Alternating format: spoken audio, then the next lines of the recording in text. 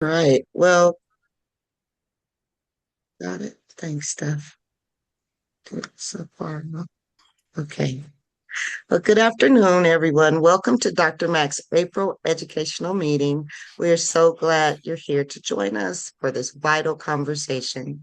Today, we're going to be diving into the critical role that transportation plays as a bridge or a barrier for our BIPOC and unhoused neighbors. For these communities, transit access is a fundamental link to safety, dignity, and survival, directly impacting everything from healthcare to economic justice. To ensure our transit system truly meets these needs, we're also highlighting the RTD Accountability Committee and will explore how their latest recommendations will reshape transit equity in Colorado. Before we get into the heart of the discussion, we'll start with a quick look at Dr. Mack's mission and cover a few housekeeping items to keep us on track. To get us started, I'll hand things over to Steph.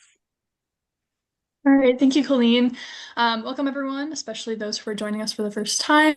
At Dr. Mac, our mission is to overcome mobility barriers through education, collaboration, and advocacy to enhance the quality of life. We aim to inform and empower people to overcome mobility barriers, make transportation equitable, accessible, and affordable for all. Please go ahead. I saw some of you already did it, but please type your name and organization into the chat if you haven't done so already. We kindly ask that everyone stay muted unless you are speaking, but feel free to use the chat as needed for questions or comments throughout the meeting. You can also raise your virtual hand using the reactions button. So now that we got that all covered, we're going to go ahead and move into some Dr. Mac staff updates, and Latoya will kick us off. Thanks, Steph. So I'm Latoya Pranti. For those who don't know me, development manager. I am overseeing volunteers and interns and encouraging anybody who wants to give back in a great way to please reach out to me and we can figure out how that looks. Also, the local coordinating councils are Not looking technically in the amazing. camera view.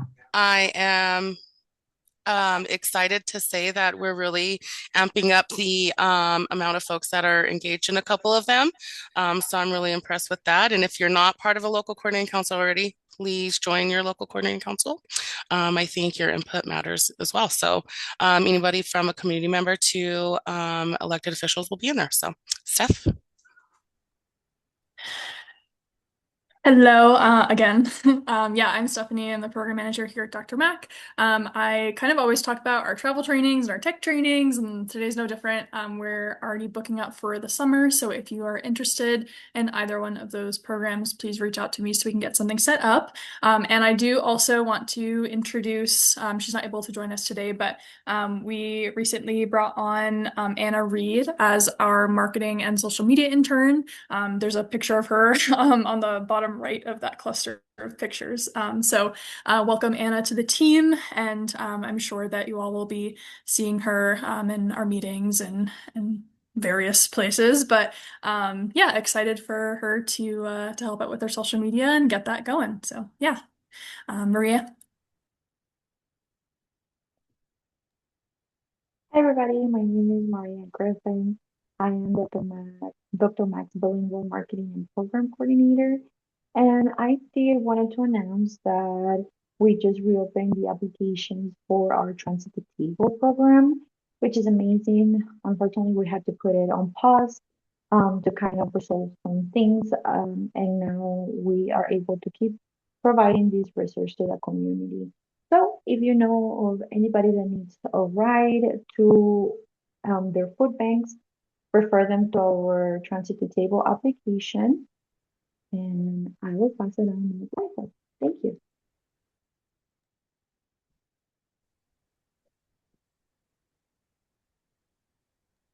Hi, everyone. I'm Arthur. I'm the Outreach and Development Coordinator here, and I tend to talk about events, and today is no different. So we are going to be at the 2026 Healthy Aging Expo on the 16th, which we're very much looking forward to. We're also going to be at the Denver Public School Safety Summit on the 22nd, and then we're also planning on being at the Active Adult Resource Fair on May 8th. If you all have an event or resource event where we can show our resources to the community or present about what we do, please reach out to me and let me know. But you can do that using the email there. That's akenor@drmac-co.org. Other than that, I'm also in charge of the Gilpin and Clear Creek Local Coordinating Council. We're having that coming up soon. So if you're interested in showing up, please send me an email and I'll get you an invite. Make sure you can attend. Great. Next is Marissa. Hi guys, I'm Marissa. I'm the senior intern here at DRMAC. I do a variety of different things at DRMAC, but today I wanted to talk about our newly launched program, Next Ride Forward.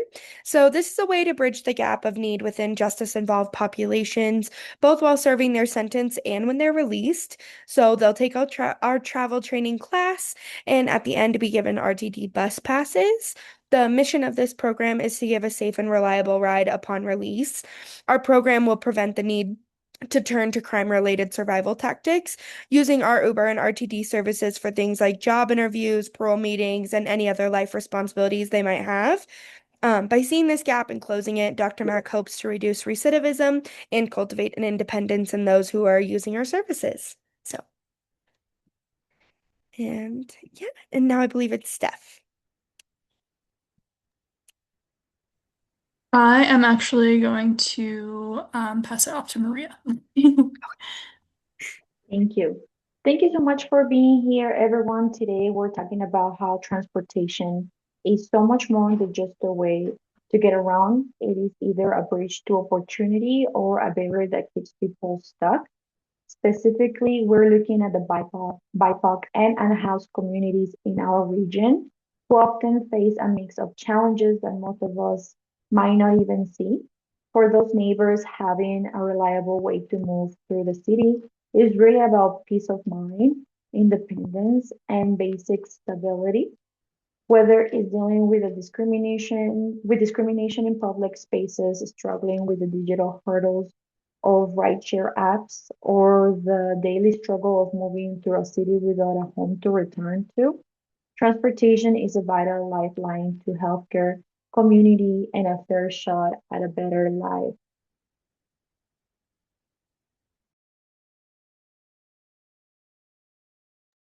Thanks, Maria. We are excited to get started and learn more from Pam Jenner. I'm not sure if she's in here yet.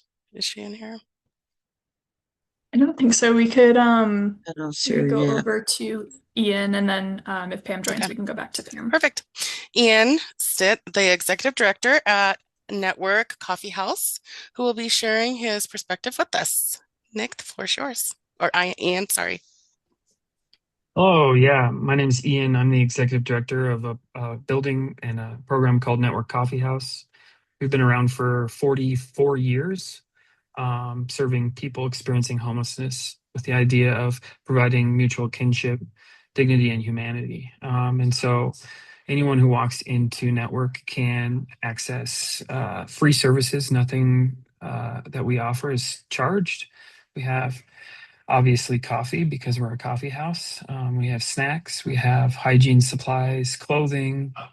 We have a shower, a private ADA shower for folks to use. We have a private bathroom for folks to use. And we have case management. So our resource navigation program can do any of the number of things that someone who's experiencing homelessness can need, whether that's gathering ID documents or housing navigation, or whether that's navigating the complex lens of benefits, or more to the point of, I think this meeting, transportation. And so we work closely with RTD to make sure that our folks can get where they need to go and make the appointments that they need to be making in order to move towards stable and eventually move off the street. And so transportation is an extremely important thing in the homeless service realm, because none of the services that our folks need are in oftentimes in one location, right? And so in order to take a shower, they need to go one place. In order to get help with employment, they need to go to another place. In order to do laundry, they need to go to another place. In order to sleep, they need to go to another place. And so our folks are constantly traveling. And that presents a challenge for folks who are inherently impoverished and are struggling to pay for anything because they don't have income. And so transportation is a huge barrier for them. And it also is something that continues to cause issues, especially when they're confronted with tickets for not paying for the bus or the light rail, and continues to create criminal consequences for their actions. And I bring that up as the peak program that RTD has been really impactful, allowing folks to access services at a discounted rate. But oftentimes our folks can't even afford that. And so one of the things that we also work with our community members on is making sure that if they need support getting to an appointment, say they want someone to go with them to Social Security, that we can take them there and walk through that appointment with them, because oftentimes these things that people are trying to navigate are complicated, are hard to understand. And so another part of that transportation is making sure that we can, as case managers, as service providers, can go with them and provide them support as well, because this world is complicated and it's very lonely for someone who's experiencing homelessness. And they inherently get treated differently when they go into places just because they look a certain way. And sometimes that's called for, and a lot of times it's not. But yeah, Network's a unique place. And so, like traditional shelters and service providers, require you to check in to access services. They require you to use your what's called your HMIS card. And the difference between Network and those places is that Network does not require anyone to check in. We don't have to know their name. We don't have to know their story. We don't have to know any of the information that traditional shelters and day centers need. And that provides a lower barrier access point to a lot of what the city would term as service resistant folks. And so we see a lot of folks who are experiencing pretty heavy mental health, pretty heavy substance use, and pretty chronic homelessness. I think something in the nature of 70 to 80% of the people who access services at Network are chronically homeless, meaning they have over a year sustained of homelessness. On top of that, Network provides a space for people to have community. And so one of the important parts of Network is that for folks who are newly housed or who housed, we can be a point where they can be with their community in a third area, right? So they don't have to invite people home to their apartment and then feel bad when they have to kick them out at the end of the day. And so they can interact with folks in their community here at Network, and then we ask everyone to leave when we close. And so there's this ability for our folks to maintain community, maintain connection to society, which is one of the most important drivers of keeping people housed. When people get into housing, the number one thing that drives evictions and cycles back into homelessness is loss of social connection, loss of community. And so we try to provide that as well. And because Network is unique in that we don't ask people to check in, we really try to be intentional about the relationships we create. And so we really want Network to be that third place for people, that place where they can escape the monotony and the anarchy of homelessness and be a part of our community and have people who can support them, who are invested in their success. And I noticed that some of the questions are where are we? And so we're at 14th and Pearl, right downtown in Denver. We've been in the Capitol Hill area since '82. And we purchased the building that we're in back in '88. And so we've been here in this community for quite a bit of time, and we've seen the transition of homelessness and homeless services. And we've also been a service provider during that. And so the interesting thing is that Network has never been a traditional service provider. And during that length of time, what we have seen is that our population has changed along with the population of other homeless service providers.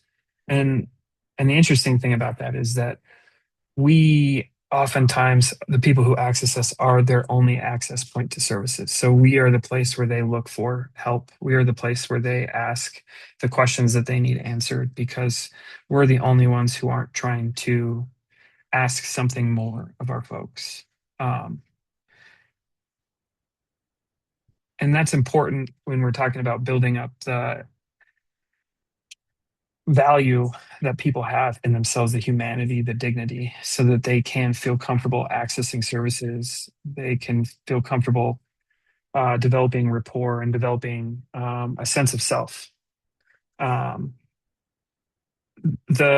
nice thing about network is that the model that we have can be implemented anywhere. What we do is pretty basic. I like to say that we were doing trauma informed care before trauma informed care was a name, and that's really because relationship underpins any work in the unhoused arena. Whether you're just trying to get someone to go to shelter, or whether you're trying to help them access services or get benefits, it all hinges on someone having the ability to trust that you're going to follow up, or to trust that you're going to be there tomorrow. Yeah.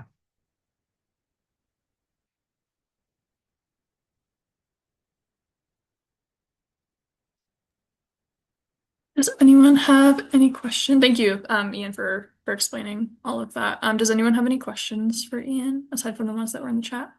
Hey, Ian, where are you guys located? So we're located at 14th and Pearl, which is right downtown in Denver, right near the Capitol.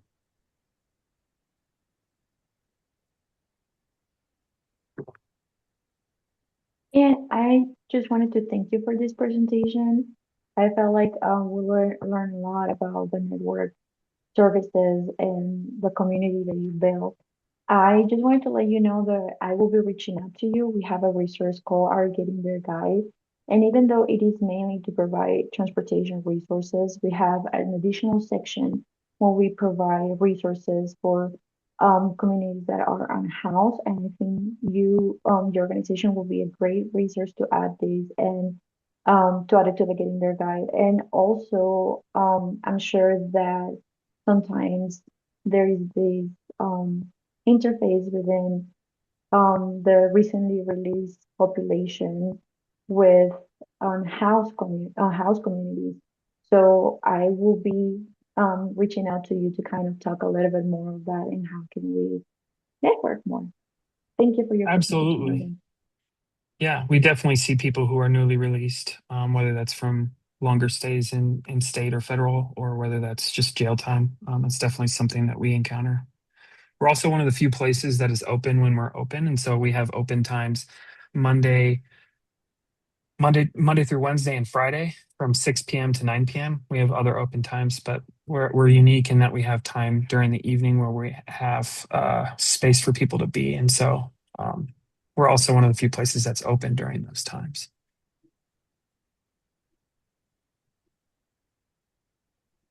We have Jamie? 2 questions. Yeah. Andrea, did you want to go? Yeah, thank you.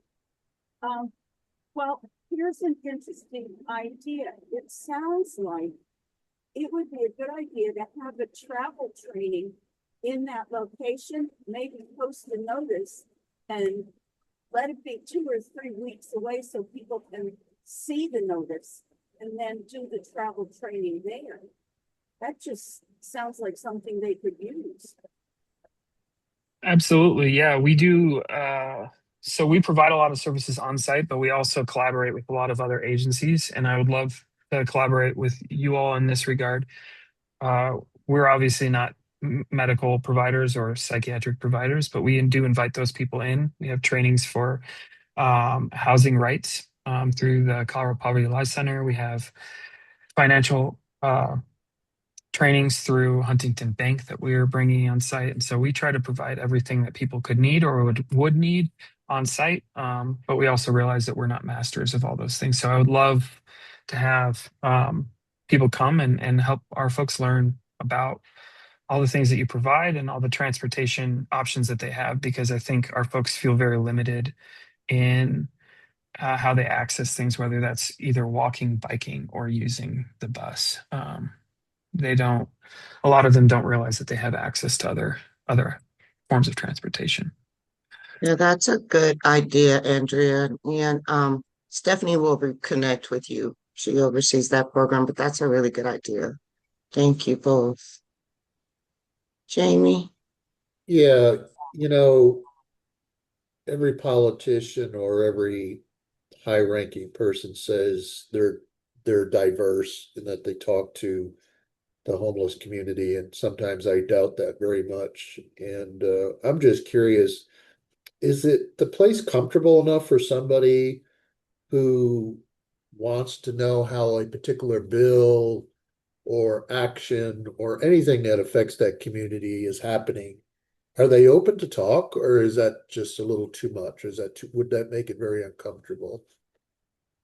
I think it depends on the individuals. I also think that it depends on how it's presented. I think oftentimes people come in with this assumption that like they can kind of preach, so to speak, towards our folks, and I think that's not as appreciated as like a real dialogue. And so I always recommend people, if you want to have an understanding of that, if you want to talk to our people, you're more than welcome to come in, and talking one-on-one is probably the best way you're going to get an answer to those questions that you're asking, because our folks, yeah, are pretty private in the way that they live their lives, even though they're living in a public form. And so expressing their kind of beliefs and stuff tends to go over better when it's a personal conversation. But we've definitely hosted things. I know when the mayor of Denver was elected, he hosted a couple of information sessions here on our second floor. And so we're in an old Victorian building built in 1907. And we have a second floor that we renovated on along with the first floor that historically has been used as a chapel. And so one of the unique things that we do is we provide memorials for folks who pass away on the streets. And I think we're probably the only place that does that. But as an aspect of having this kind of space is also our office. So we host trainings there, we host other providers and other things. So it's also another place to kind of convene people and have conversations in a place that I kind of consider like a very neutral, welcoming, warm space. Thank you for your work, Ian. That sounds really, you're really getting down to the grassroots where it needs to be done. Thank you. Definitely, yeah.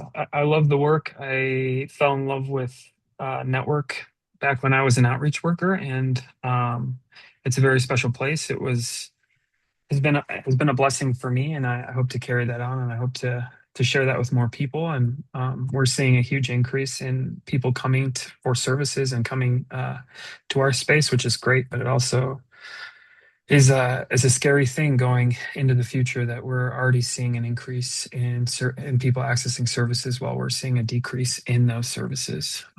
So I also appreciate we couldn't do this work without people like you guys backing us up and supporting us and doing the work that you guys do. So I appreciate you inviting me to come speak and trying to learn more, because homeless services is a pretty complex thing. It's also, I know less about the solution to homelessness now than I did when I first started. But I can say that it's achievable, and the only way it's achievable is by working together. So I appreciate that. Yeah, thank you. All right, yeah, any final questions before we move on? All right. Awesome. Yeah, Ian, Maria will be in touch since she was already going to reach out about getting their guide in some of our programs. So we'll talk about trainings and everything there. But yeah, thank you. Awesome. Thank you. All Yeah, and right. thank you for taking the time. Yeah, thanks. Okay, perfect. So next we are going to move on. We have Jamie Lewis with us. So as many of you may already know, Jamie is a dedicated transportation advocate with the Colorado Cross Disability Coalition, or CCDC. And just the transportation community in general. So Jamie's going to be sharing some updates regarding the RTD Accountability Committee. And Jamie, I have some slides, so you can just say next slide and let me know when you want me to move Okay. on. Well, thank you. So some of you may know, and does everybody can hear me? Great. Yes. Because some of the speakers, I don't know if it's my computer or their speakers is not coming through very well. This could be a 3-hour presentation, so I'm going to try to do my best. For 2 sessions at the state legislature, they've been asking for changes at RTD that would try to make them more flexible and more prepared for the future. That's the best way I can word it. So this last summer, they finally put a group together, which I was a part of, 13 people.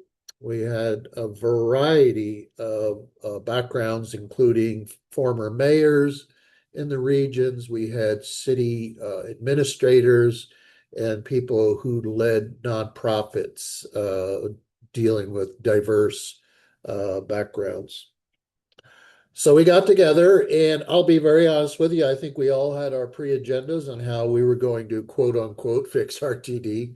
And all that dropped immediately because I kind of knew it before going in because I had spent a year on the RTD board, but I don't think the others realize how complex transportation is and the RTD mission. But having said that, there definitely was I don't know how you'd say, a very siloed communication between the state, municipalities, and RTD. And I think if anything comes out of this report, I really hope that those entities work together like a three-legged stool, because without communication, none of these recommendations are going to mean anything. For those who've been following this, they do have a bill. It is SB 26-150. And the first hearing for that will be tomorrow at 1:30. So I'm just going to go through briefly the highlights of the major changes. 150 does not include all the recommendations that the RTD accountability made. So I will go back. I'm going to read you go through the first time I go through this will be just strictly what the bill is talking about tomorrow. And then I'll go back and talk about some of the things that they left out. How those will be presented at RTD, I don't know. But some of the stuff I was a little disappointed that they didn't bring up. But the biggest issue was governance. Many people felt that RTD had gotten too large as far as the board of directors. They have 15 board of directors, and many felt that they were not reactive enough or could get a consensus to move projects along as quickly as people would like that to be done. So one of the things we had on our committee was a researcher. We had access to a lot of things, including researchers, including directors from other transit agencies across the country. So we did a lot of homework. And one of the things that became apparent is that our particular board of directors was very, very large. We could only find 2 other transit agencies in the United States that was 15 or more directors. So we were an outlier. Does that mean the people are bad? Of course not. It just means it's very difficult to run a 15 member board. So we started looking at different options, and the one we came up with was like a hybrid.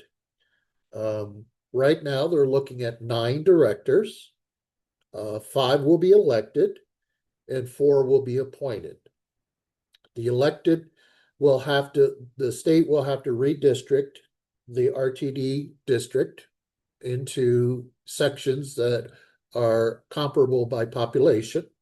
So, for instance, the current board members average between representing 180 to 200,000 people. The new board members, the 5, would be representing about 400,000 people. So that has to be done by the state. They have to redistrict. So there's 5 different regions within that RTD district. The other 4 that are appointed is where I think you guys might be interested, and which I pushed vehemently on the committee, that we needed more skill sets in transit. Having said that, transit is a very unique animal. It's transit. It's not like a legislature who has to deal with healthcare and land use and all that kind of stuff. It is transit. So when you hire somebody or you elect somebody, you would hope that they had some kind of background in transit. And that was one of the pet peeves of the state legislature, is if you look at some of the people that were elected to the board over the years, they really didn't have transit skills. They did not work in the industry. They weren't applying their skills in a manner that would make RTD stronger. So there will be 4 appointed directors, as I had mentioned, bringing it to 9. 2 of those directors will be appointed by Dr. Cog through a process of their making, and the other 2 will be appointed by the governor. Now, the governor has an office that does, during a year, the governor appoints, I think, over 1,000 people. So they have a mechanism to select people. And this is where I'm really, really hoping that our community, our nonprofit community, gets involved in. So some of the skill sets that we're looking is it financial, land use, and transportation planning. And this is the big word, disproportionately impacted communities. Well, they didn't bother listing all those things that could fall under that category.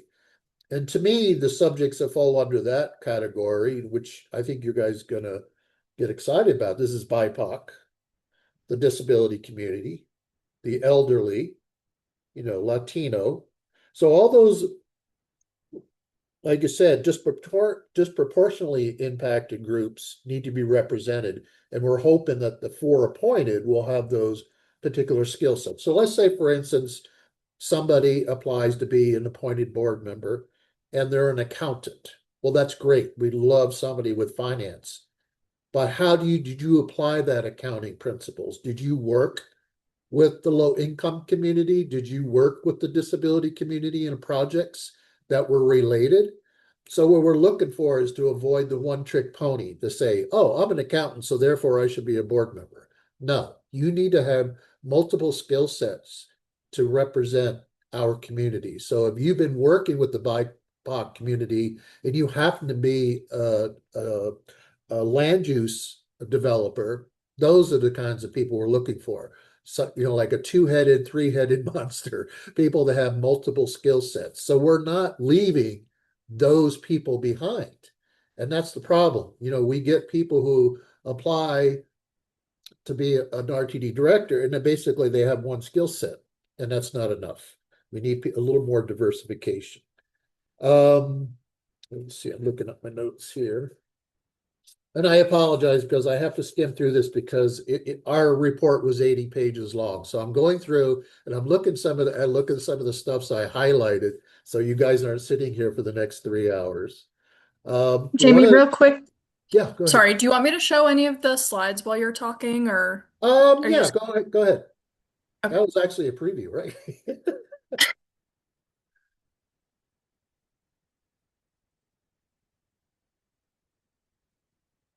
In fact, Maria, did you get my email from last night? Is Maria still on? I am here. Yeah. Would you rather to share the screen for I think that? I'd rather share that. I think it's more informative. It flows better than the one I had sent earlier. Yeah. Okay. Okay, yeah, I will go ahead and stop sharing so you can share, Jamie. Okay, take your time. And I'll keep talking until you pull that up. The reason why we got confused, this was the one we just saw was an overview, but because SB 150 just got presented, there's a summary that actually is a little more readable for people. So I think that one is going to be, you can go through that and you'll be able to understand it a lot better. So one of the other things they requested is that the board chair serve for 2 years. So right now, when every year in January, they elect a new chairman, and that chairman is good for 1 year. So what they're asking for is that the elected chairman be for 2 years. Let's see. One of the other things that was a concern for the RTD accountability was the lack of good pay. Right now, our current board member makes about $1,000 a month, $12,000 a year. Yet they're putting in probably 40 to 80 hours a month. So that's really tight when most people are probably going to be have a full-time job on top of being a board member. So the recommendation is to raise that. I think it's to $3,600 if I'm not mistaken. And that's in the report when it comes up. Other issues that we were asked to look at was paratransit. As you know, paratransit was a very controversial issue in 2025. We have these competing operations within paratransit. One is called Access-a-Ride, the other one's called Access on Demand. Access on Demand has been utilizing Uber and Lyft to supplement transportation for people with disabilities. This is a great problem. It's popular. It's like, this is what transportation will look like. There's excitement. There's people wanting to apply for it. We're moving more people in the paratransit community than we've ever have. But the problem is it costs money. So what we need to do is basically a system overview again this year to find out how can we make these two systems complement each other. One of the problems is that because Access on Demand does not have wheelchair accessible vehicles, RTD on the Access-a-Ride side has to provide those vehicles. So you can imagine these two systems are kind of grabbing from each other. So trying to find how to do service integration, I'll get that word out, integration would really, really help. And of course, the fiscal sustainability of the program is going to be paramount. Now, you might have heard that RTD has a $210 million deficit. And I'm going to really be preaching at RTD that paratransit and the disability community has already put skin in the game. You know, we raised the rate from $0 to $4.50 only 3 months ago. So I'm going to be telling them to kind of get hands off of paratransit and try to find cuts in other areas. So paratransit will be heavily reviewed this year. Again, like I said, doing study, needs assessment, service integration, and providing a system vision. The other issue that we talked about, did that come out very well? I don't know if it translated the file. And if it doesn't, I'll just talk through it.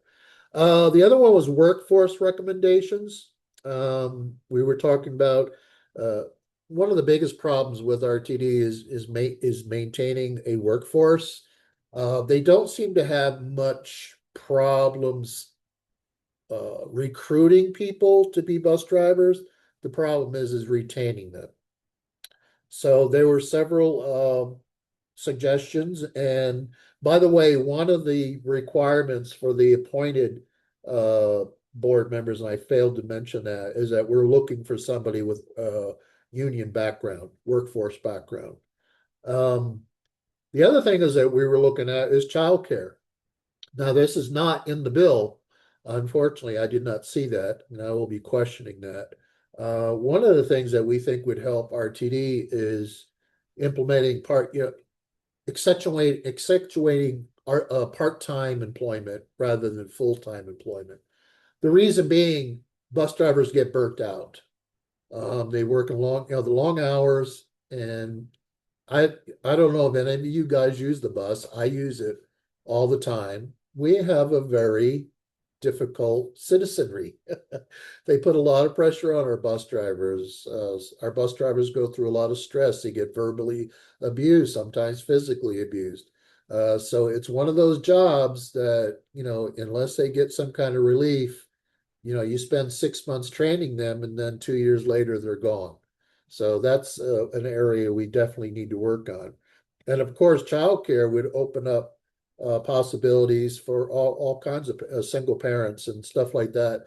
Childcare, I think we all know, is a really difficult issue, expensive issue, and it makes it very prohibitive for some people to get into the workforce. So let's see what's next.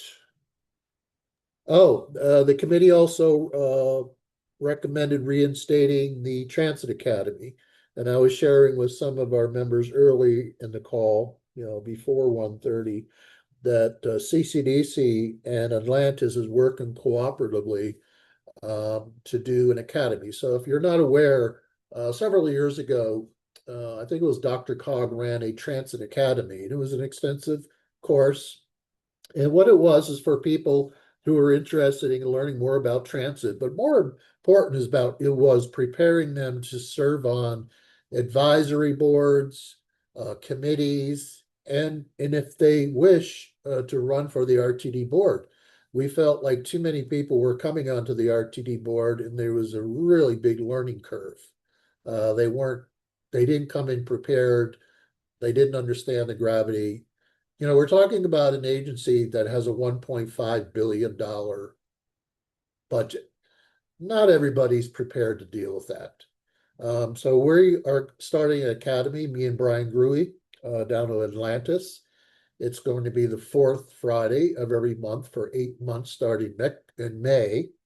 And it'll be a 3-hour course during the day. So it's not for once a month. That's not too onerous, but you will have plenty of reading to do and some activities outside the classroom to do with. I shared with Latoya and Colleen that the application and paperwork will probably be available next week. Having said that, CASTA, the Colorado Association of State Agencies, Transit Agencies, will be doing their academy. And also, there was a lot of discussion from the accountability community for DRMAC to reinstate their training. So what we're trying to do is get people prepared to be an RTD director instead of them taking 6 months to a year to learn from scratch. So I think that's a big one. Let's see what else people. And I apologize again. I'm trying to find what the things we can talk about without going on and on and on. So remember I had mentioned earlier that communication is such an important tool. One of the suggestions was to reevaluate and improve the sub-regional service councils with local and community input. So if you're not aware, I think there's 5 sub-regional service council where supposedly the regional people in that region, whether it be mayors, county commissioners, transit agents, smaller transit agencies, municipal transit agencies, are supposed to sit down with RTD and talk about a vision. What is the vision? And that's one of the biggest problems people have with RTDs is I don't think anybody knows what their vision is, and I don't think they know what their vision is. And that causes a lot of friction between communities that are not in the immediate Denver metro area. So, the RTD districts is 7 counties large. We covered almost 2,400 square miles, but most of the RTD transit that you see is going to be concentrated in the highly populated areas, but there's still places out there that pay taxes into RTD that see very little to no transportation, and that causes friction. So we need to improve those conversations. We need to set reasonable expectations, but they also deserve a vision. That area, if they were to grow in population, deserves a vision from RTD and the state government to say, if and when you grow to a certain level, you will have transportation. And that would keep people in, it would make it more applicable for them to pay in taxes. If you're paying taxes and not getting something in return, I would be upset too. And there's a lot of communities out there that feel that way. So reevaluating, improving those sub-regional councils will be important. Reevaluating fast tracks. This is the 800-pound gorilla in the room. They keep pushing fast tracks, whether we should be extending up to Fort Collins. Um, I have some personal views on this, and they're not very good, but I will not do that right now. But with our current financial situation, I think they're really going to have to reassess what is the most applicable use of taxpayers' dollars. And right now, that is in the urban corridors. That's where the people are using the system, the low income, the working class. So I'll just leave that at that. But until we get over that hump and get past fast tracks, I don't think you're going to see RTD expand and do a lot of growing. Having said that, RTD, it does have a comprehensive operational analysis this year.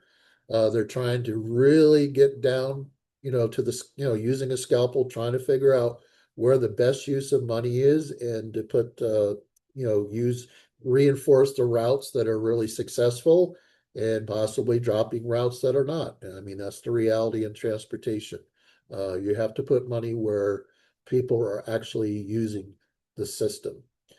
So I'll open up with questions. I apologize. This is a very deep subject. Like I said, our report is 80 pages long. I could have went through everything, but I didn't want to bore you to death. But the basic premise of 150, the bill, is one, to change the governance, to go to a 5 and 4, a total of 9 directors, to increase their pay. And I think that's about it for the SB 26-150. And all the other things that we just talked about, I presume are going to be supplementary. They might be talking that at RTD through the Senate Transportation Committee and the House Transportation Committee to strongly encourage them to follow some of those other suggestions that we made, like the child care and working, implementing more part-time jobs, et cetera, et cetera. So that's more like on the operational side. So you really have 2 subjects. You have governance and then you have operational. And I think they left out a lot of the operational stuff, assuming that RTD is going to pick those things up and run with them. And one of the things we found out, and I'll finish with this, RTD was doing most of that work, but we just didn't find a sense of urgency. And I'll give an example, transit-oriented development. We just didn't feel like they were really charging ahead and really working hard on that. I'll give you an example. I think the last board meeting I went to, Broomfield got up and testified. And I had no idea what was going on. Evidently, Broomfield had built a 40-unit housing project, and it was specifically for our DD community. Problem was, it was 1,800 feet from the 3/4 mile fixed route system. So if you don't know what that means, is that anything outside that 3/4 mile route, fixed route, there's no accessorized service. Problem is, we're talking specifically about a DD community. Now think about it. That particular community cannot utilize access on demand because of their lack of functionality. So they went in and asked for a reasonable accommodation, and RTD turned them down. Now that's problematic because one, it's transit-oriented development. Think about it, 40 units. Yes, it's modest, but it's 40 units. You would think RTD would be willing to at least cut that 1,800 feet in half to have a bus route get close to that unit so they could service those people. And second, because they cannot use access on demand, they should have given them the reasonable accommodation to provide them access to ride. So there's an example where RTD doesn't see the tree from the forest or the forest from the tree. That is really bad publicity, and I think they're going to overrule it. They're going to overturn it. But that's an example where if RTD was really thinking about the future and going back to their mission. What is their mission? Their mission is to move people. So sitting there saying, well, we're not going to give you a reasonable account. You just turned down, 60 to 70 people that could use the system. So I'll get off my bandwagon. Questions? Any questions? And like I said, this is such a deep thing. You please feel free to reach out to me via email, or if you want to, call me. I am so willing to answer any questions for you, but because of our time constraints here, I didn't want to get too deep into this. So thank you. Thank you, Jamie. Do you think we have time to answer Andrea's Oh, question real quick? Love to. Andrea, can't hear you. Just a correction, the sub-regional service councils were made to distribute $3 million to different towns and counties with transit projects that they wanted to do themselves. That's their purpose. Yeah. But it's also what the problem was, Andrea, is that for some reason it got diluted. Let's put it that way. And they were demanding other services besides the money that they were receiving. So that was the rub, that there has to be a better communications. One of the things I suggested is that they have a moderator to sit down with these two groups, the regional group and RTD, because what happens, the complaints that we were getting is that RTD was coming in and kind of preaching to them and just being a one-sided conversation, saying this is what's going to happen, whether you like it or not. And that's not the way to negotiate. So, but on the other hand, there has to be clear, defined vision. So those people don't have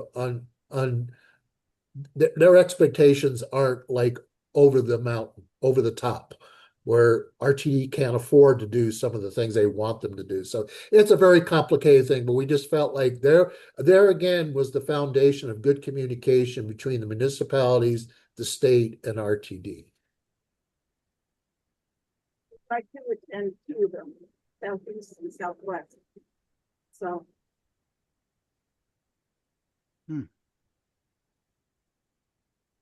Bob's got his hand up. Of course, I got my hand up. I can't let you go, Jamie, without saying something. Damn New Yorkers. I thought. I've read the bill. I got the bill in front of me now. Senate Bill 150, and it's not a bipartisan bill. It's all a one-partisan bill. But I understand where you're coming from and how they put the bill together. But it doesn't really say what type of expertise is really needed. Now, when I was on the Accessoride board for the applications to approve Accessoride, we knew at that time that there was no understanding of what disability means and what these people really need. Yep. So the end result was they put this on demand. But on demand, like you said, it doesn't have accessibility. It's not all accessibility. And they got Uber and Lyft to supplement, and their vehicles are not all accessible either. So there's a lot of education to be done. And so we need a director who can direct that type of education. Yeah. And come to our academy, you'll learn all this stuff. well, I remember the old academy, and somehow it got abolished. Yep. Castor still has their academy. Yep. But there's a requirement how to get into that academy. So that's another problem. So any way we can rectify it, fine. Yeah. But one of my goals, even though my job is over as the committee chair, I am still working with Matt Ball and the legislatures, because maybe we didn't get to talk about this, but this is not going to happen overnight. no. We're talking about the state having to do the redistricting in 2027, by 2027. Getting all these rules in place, and it won't be till like 2029 election that they would be starting this. having said that, I would like to, I will continue to work with Dr. Cog and the governor's office to make sure, like you said, Bob, they kind of just glossed over some of those specific skill sets. Like for instance, when they said the just disproportionately impacted community. What the hell does that mean? I knew what it meant, but they got They lazy. don't. They got lazy and they didn't say BIPOC, Latino, disability, elderly. We want people from those groups to have multiple skill sets to be on the board. So your age group would be represented. So I'm a senior too, but you're a little older than me, Bob. But Thanks I for totally telling me. agree with you, and I will be working with Matt Ball and Dr. Cog on making sure because they're going to have to develop rules from this bill, and I'll be there. I'll be on their backs about that. Believe me. Good, but Matt Ball is good. He's worked with some of our organizations, including the Alliance for Retired Americans, and I'll be following this bill. Of course, there's some transportation and exactly what happens, and also the funding that's required to educate is another problem. You said that RTD's in a hole. Well, we know that, and um, the new manager and et cetera has not changed too much uh, uh, those aspects. And uh, I don't know if she really understands our RTT versus the organization that she headed in California. So it's a mess, but transportation is needed. And as the areas are growing within the counties that RTD services, but uh, they're not really making them transit available. They're just building buildings, but it's not like the area that I'm living in, like at Highlands Ranch, which was they allowed for areas to have transit, park benches, all the roads, etc. And now they're still working on the roads, the outside roads on Santa Fe, etc. So that's another mindset. Oh yeah. And in defense of RTD, you have to acknowledge the fact that our federal dollars have dried up. Under this administration, I'm not going to get political. We just have no money. And the fact that the sales tax has gone down, they're just like the state. They have to stay within a budget. They can't go out and borrow money and say worry about it tomorrow. So, I have to give that credit. Fiduciarily, I think they're responsible, and that rubs people the wrong way because they want what they want now, and it's not going to happen. All right. Well, So, the federal the monies have been dried up. yep. Or withheld. I wouldn't say dried up. I would say withheld because it's Bob, there. I know you're so passionate. We've But had go these ahead. conversations. We could I'm go finished. for I'm 30 finished. more minutes. I'm finished. We to get to our Thank you, next Bob. presenter, but I get it. I Yeah. truly get Well, it. I won't take executive privilege. That's okay. We'll have our rant later one-on-one. But thank you, Jamie, so much for that overview. We really appreciate it. Who is it to introduce? Who's Monbello? That's a nice place. Yeah. So our next presenter will be Pam Jenner from Montbello Walks.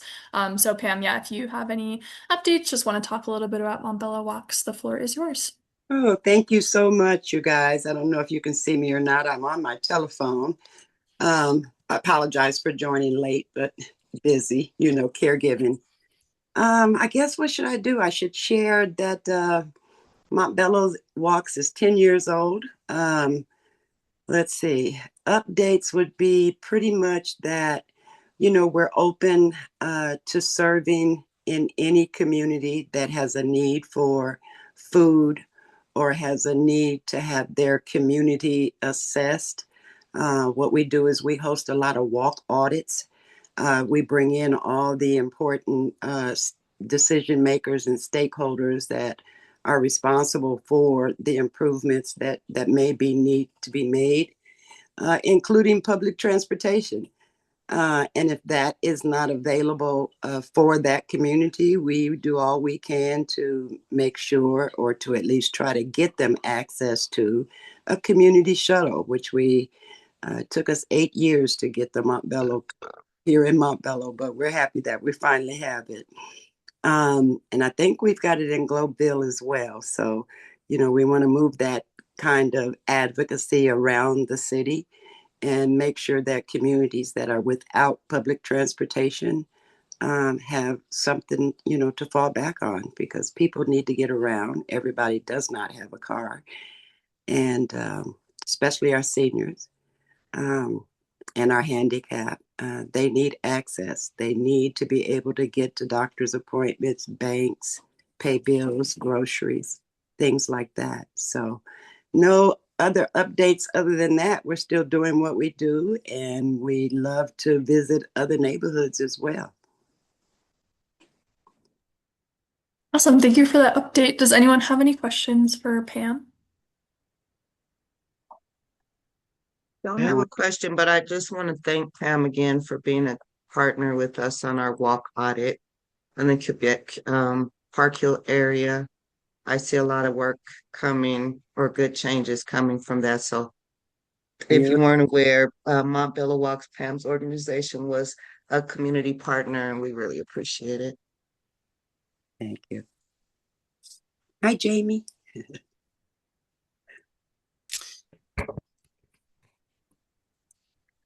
All right. Well, if there aren't any other questions, we'll go ahead and move on. Thank you, Pam, for joining.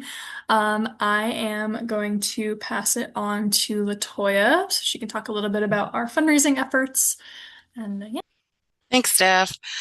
We are getting ready to launch our fundraising campaign this month. This is the first phase. It's really focused on building support through individual giving. We want people to recognize the real impact transportation has in people's everyday lives. We see this all the time, whether it's someone trying to get to the doctor's appointments, or picking up food, or making it to work in general. And when transportation isn't there, then everything else kind of becomes harder, right? So we're starting simple. We're asking for smaller gifts, so anything between $10 to $50, because those contributions add up and directly support the work we're doing in the community. We will be sharing a couple of real life examples to kind of help how transportation resources or options have impacted their lives, to give some examples. We are also encouraging folks to engage by sharing their own experiences and why access to transportation matters to them as they're doing this. At the core of it, this is about making sure people have access to get where they need to go when they need to go there, right? So if you're interested in supporting a great cause, I will add the link to the chat right now. So thank you so much for that.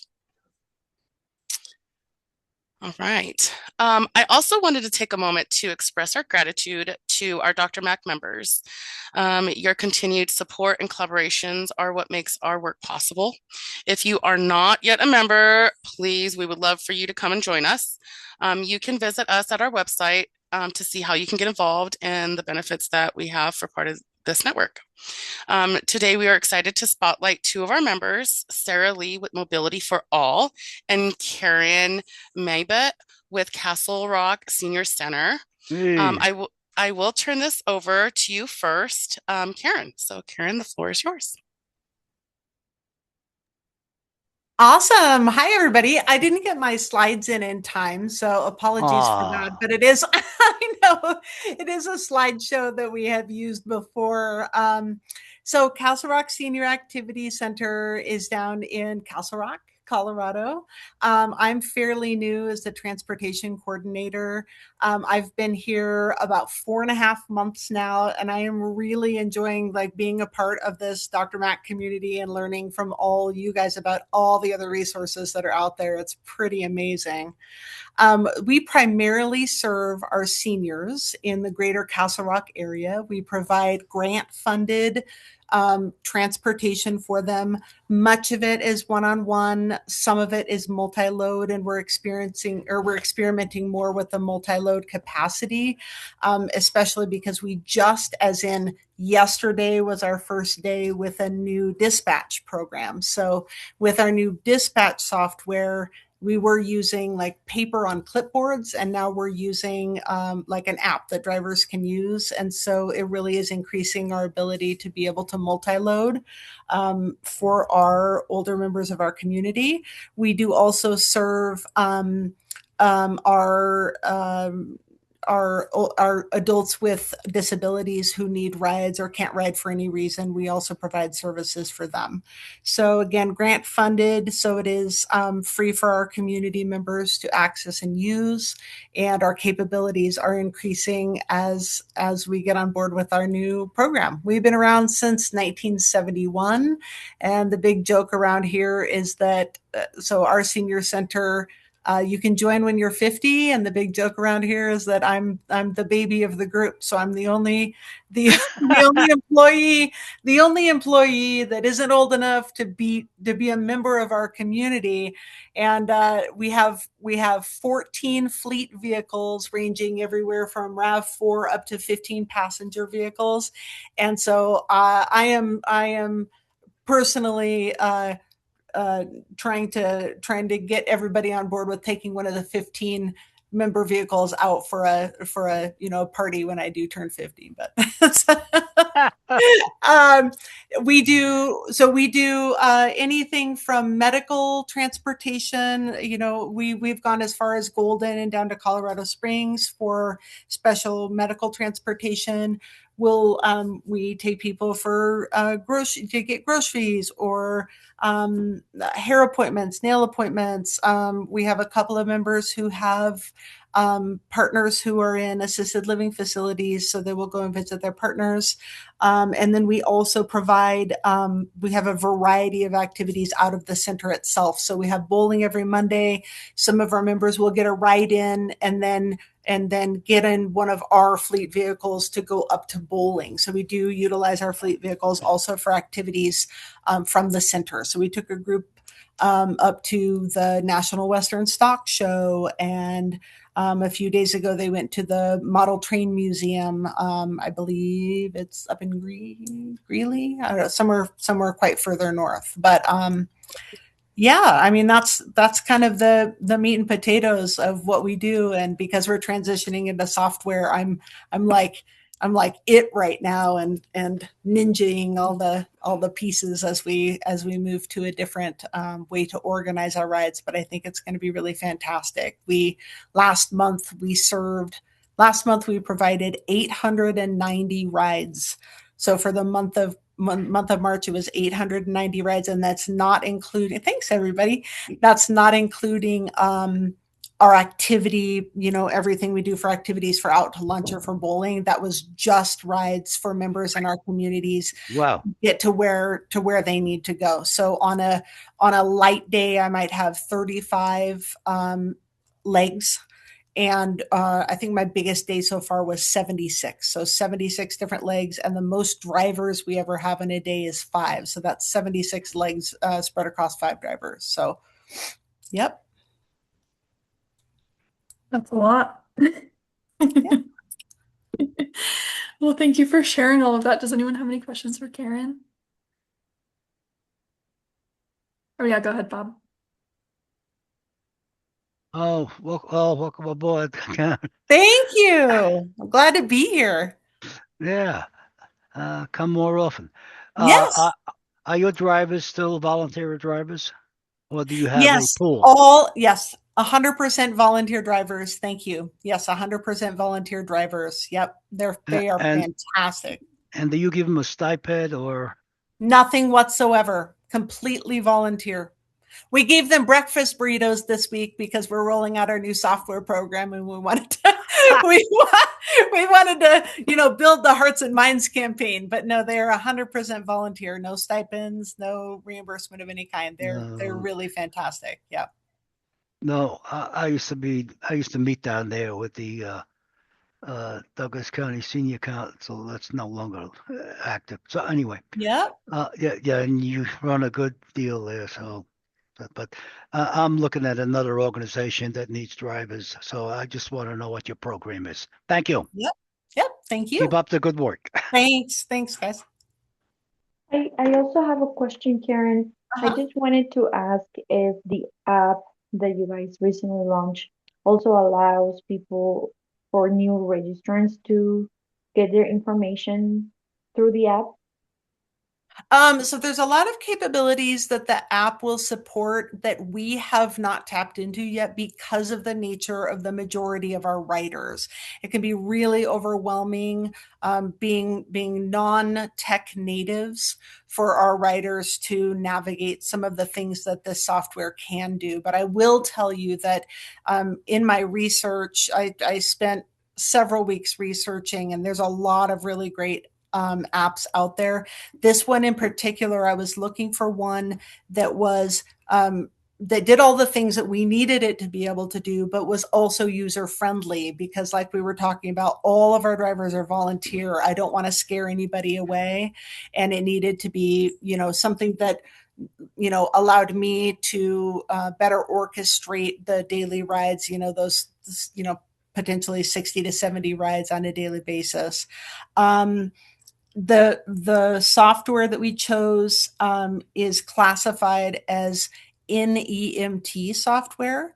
So it's non-emergency medical transportation. And so Right, there are right. some bells and whistles that we don't utilize. It allows, for example, drivers to be certified to monitor bariatric pressure or, how much oxygen was used. And so there's a lot of these. We are technically curb to curb. We don't provide any assisted transfers.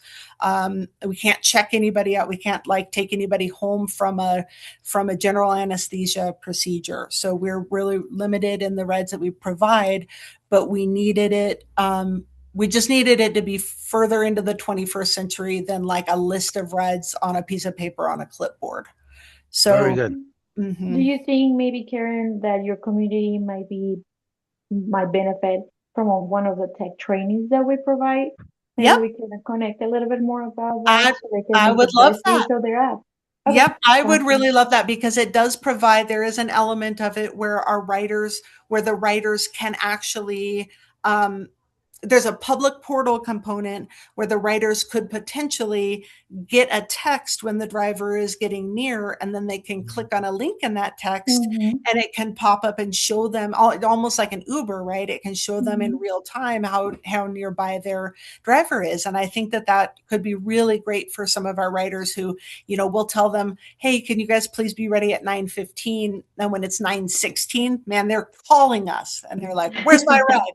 But for them to be able to access that, and it doesn't even require an app download on their phone. It will just send Just them clicking a link. a Yeah. text from us. Mhm. Yes, I don't have a good way to roll out that information or train, in mass or anyway. So yeah, that would be really cool. Okay. I'd love to look into that. Sure. Yeah, Yeah, I'll be in touch with you. awesome. Awesome is right. All right. Well, thank you again, Karen. That was, lots going on. Very exciting. Okay, we are going to move on. Sarah wasn't able to join us, Sarah Lee from Mobility for All out in Boulder.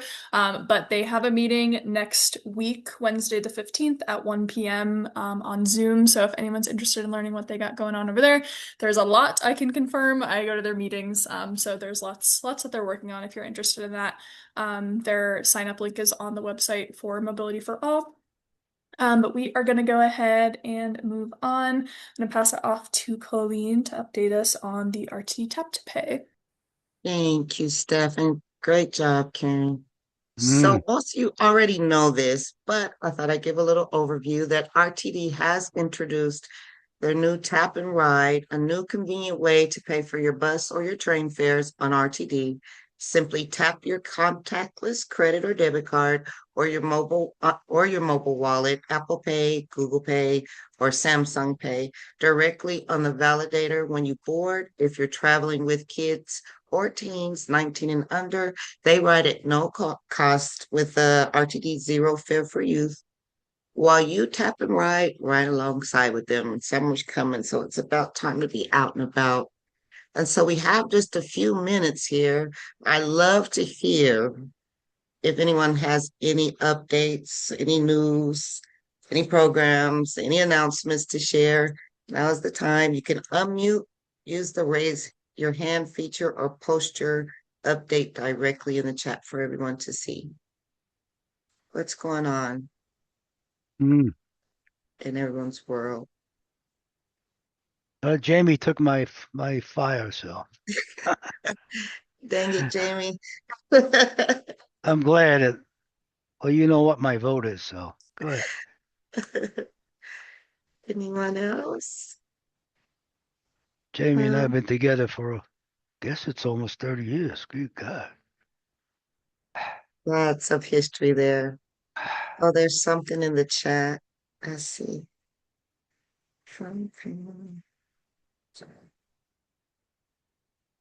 I minimize my window. Oh, sure, Pam, go ahead. Yeah, this is Pam. Thanks, Colleen. Mhm. Currently, Montbello Walks is hosting walk audits of the Peoria Crossing Bridge. It is a bridge that Dr. Cog and Northeast Transportation decided to put over the Smith Road light rail. Oh. Ended up fencing it off, and community has no access to the park and ride at Smith Road other than climbing that bridge. And it's really adding almost a half a mile onto the commute to get to the park and ride. We have to do something about that. What the community wants is sidewalk access directly across the train tracks, which is provided to every north-south crossing of Smith Road from Tower Road all the way down to York, Blake Street. I mean, everybody can walk across the railroad tracks except for the Montbello community. Yeah. Wow. So, yeah. That's a problem. Yeah. So we're hosting these walk audits again. We want people, more people to be aware of it because we're concerned about, well, I'm personally concerned about our elders who absolutely who work in the hospitals up there on Colfax, and they all do not have transportation. And the Montbello shuttle does not operate after 6 p.m., which means they're either getting a ride from a neighbor or a friend, or they have to walk. And it is not okay. We have got to get access, a sidewalk across those tracks. When they built the bridge, they put in these beautiful 40-foot wide ramps that go down to the train tracks. But when they fenced it off, it's like, what for? I mean, look at the money, the beautiful way they, designed underneath the bridge. But it's like, for what? Nobody can go down there. There's nothing to do down there. The homeless people were living down there because it was ample space for them to pop up their tents and things. But we need access across that bridge. So that's one update, is that we're working on that this year. We're going to hopefully, decide or find what we can do about that bridge, because it is definitely hurting people. They cannot get to the park and ride without climbing that bridge. Thank you, Pam. That Montbello has always been an afterthought, I feel like, when it comes to infrastructure. So whatever Dr. Mack can do to help in those efforts, just let us know. I know, Jamie, you've had your hand raised for a while. Sorry. Yeah, Pam, tomorrow night, RTD has their operations meeting at 5:30.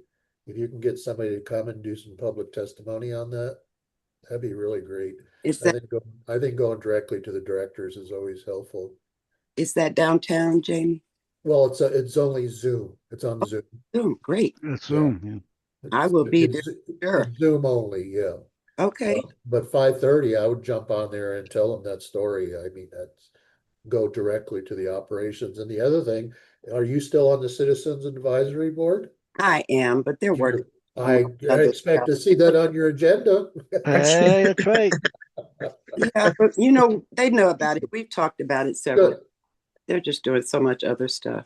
Yeah, but they need to bring that up at the report because I know they've been asking them to report out to the board monthly. So I'd love to hear that at a full board meeting. Great. Your lead person mentioning that. I'll bring it. My announcement is a little off schedule here, but if you guys don't know, I'm on the board of directors of Guided by Humanity, and what we do is we work with young adults, mostly our DD community, to give them uh, alternative health techniques, which includes yoga, acupuncture, counseling. And we have our fundraiser on May 8th from 5:30 to 7:30 at Furniture Row. And what we're doing is I think we're the last show of the Denver Fashion Week. So our DD community are going to be strutting their stuff down the aisle, and I'm going to be the MC, one of the MCs. So Oh, fun. you guys want to come out and have some fun, because you know how like often we work with a particular community, but we don't actually see them. So you're going to see hundreds of people with disabilities there. So come out and have some fun with us. And That sounds like so much fun. yeah, if you want to look up for tickets, look up Guided by Humanity, Inglewood, Colorado. Thanks. Oh, it's in England? Yeah. I believe we shared it out in our newsletter. I think I read it in our newsletter, but we also will be sharing all of these updates post meeting. So, Jamie, if you want to get Maria the exact time and stuff, we'll make sure we send it out to everyone so you have that info. Was it That sounds like a lot of fun. guidedbyhumanity.com? Guided by Jamie, Humanity. what was it again? Guided by Humanity. Correct, Bob. .com. Yeah. Yep. I'll make Okay. sure to add one of those flyers that you send us to that post meeting so everybody can screenshot the QR code and buy some tickets to the event. Okay. Thanks, Maria. Anyone else? I don't Great. think we do, but Dr. Mac team, do we have anything coming up? I don't think anything out of the ordinary, right? Not that I can think of, and if we do, you'll hear about it. You'll get an email from us. All right, well, we're right at I got one to ask. okay. Do you know about the health fair at the senior center in Highlands Ranch? Yes, I believe we're scheduled to attend that already. This Friday on the 9th. I think so. Arthur, am I just talking? I think he just hopped back on. I don't know. I think I remember Latoya saying we were scheduled to attend that. It's 8 o'clock in the morning. Oh, goodness. I think it would be Arthur. He's so funny. He says you guys always tell me that you run into him, and he always mentions running into Bob, Andrea, and Todd at all of these events. Well, I'm a member also on the board, so. All right. Well, if there are no updates, I guess I will make it out of here in time. So thank you all for being part of such a meaningful discussion today. We truly appreciate the energy you brought to the room. We're already looking forward to seeing you again at our next meeting on May 5th. Please mark your calendars and we'll see you then. Have a fantastic rest of your day. Thank you so much. Thank you.